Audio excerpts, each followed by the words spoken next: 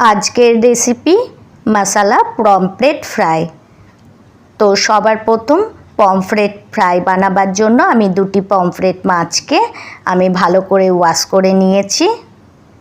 এখন আমি একটা ম্যারিনেশন বানাবো। তার জন্য আমি 1 টেবিল স্পুন বেসন, 1 teaspoon ginger garlic green chilli paste আর 1 টিস্পুন দিয়ে দিলাম গোলমরিচের গুঁড়ো।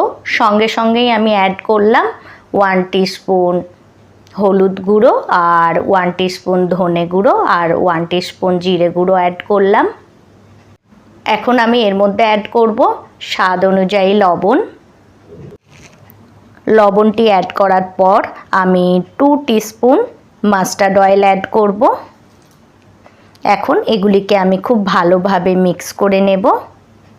মিক্স করে নেওয়ার পর আমি অর্ধেকটা লেবুর রস এর মধ্যে আমি অ্যাড করব। আর এদিকে আমি পমফ্রেট মাছগুলির ওপর একটু নুন আর লেবুর রস লাগিয়ে নিলাম। তারপর যে আমি ম্যারিনেশনটি বানিয়েছিলাম সেটি আমি এর মধ্যে এইভাবে লাগিয়ে দেব। এই দেখুন,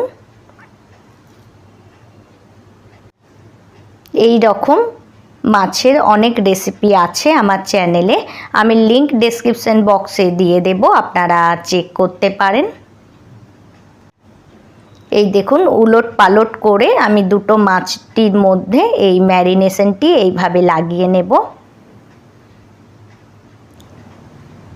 এই দেখুন বন্ধুরা, আমার ম্যারিনেশনটি পুরোপুরিভাবে লাগানো হয়ে গেছে। এদিকে আমি একটা প্লেটে হাফ বাটির মতো সুজি নিয়ে নিলাম। তারপর আমি যে ম্যারিনেট করে মাছটিকে রেখেছিলাম সেটিকে আমি এইভাবে কোট করে নেব। উলট পালট করে দু পিঠই আমি এইভাবে এটির কোট করে নেব। বন্ধুরা, আমার চ্যানেলের নতুন বন্ধু হয়ে থাকলে আমার এই রেসিপিটি লাইক করে চ্যানেলটি সাবস্ক্রাইব করার অনুরোধ রইল। আর আপনারা যদি এই রেসিপিটি আমার ফেসবুক পেজ থেকে দেখে থাকেন তাহলে আমার ফেসবুক পেজটিও ফলো করার অনুরোধ রইল। সুজির কোটিংটি হয়ে যাওয়ার পর আমি এটিকে ডিপ ফ্রাই করে নেব। ডিপ ফ্রাই করার জন্য আমি একটা প্যানে পর্যাপ্ত পরিমাণে অয়েল গরম করার জন্য রেখে দিয়েছি।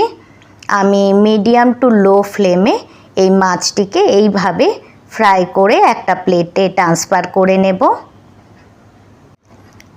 এই দেখুন বন্ধুরা, উলট পালট করে আমার একটি মাছ ফ্রাই করা হয়ে গেছে। তো বন্ধুরা, আজকের জন্য এতটাই। Thanks for watching.